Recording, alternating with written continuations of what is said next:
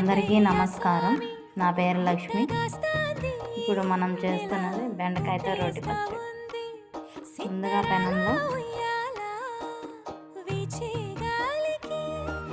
ధనియాలు, జీలకర్ర, ఎండుమిరపకాయలు,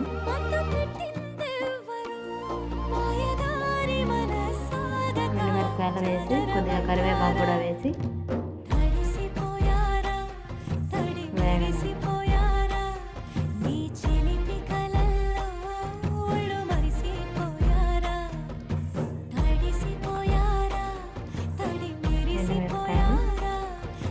కొద్దిగా కరివేపాకు,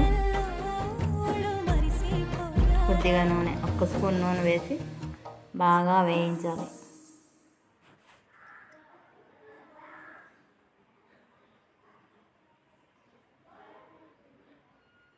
అలా వేగిన వాటిని ఒక ప్లేట్లోకి సర్వ్ చేసుకోవాలి.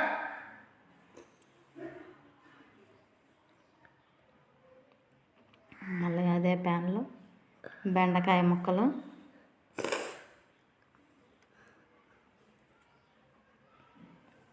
రెండు స్పూన్ల నూనె,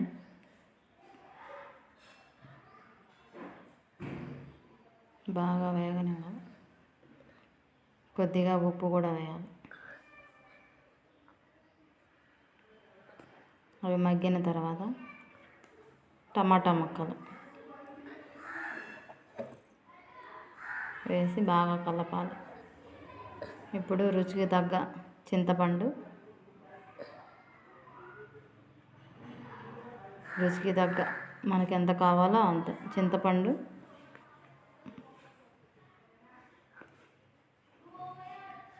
కావాల్సినంత,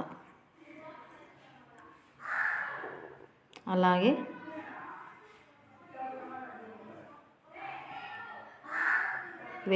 వెల్లుల్లిపాయ కూడా వేసుకోవాలి. టమాటా ముక్కలు బాగా వేగాక ఇప్పుడు రోట్లో వేసి దంచుకోవడమే. కచ్చా పచ్చా వేసి దంచేసుకుంటే రోటి పచ్చడి సూపర్గా ఉంటుంది. వేడి వేడి అన్నంలోకి బాగుంటుంది.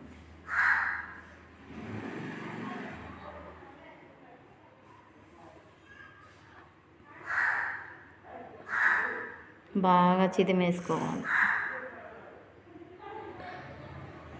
ఇప్పుడు వేయించుకున్న ముక్కల్ని ఆ ఎండుమిరపకాయల్లో వేసి బాగా దంచుకోవాలి.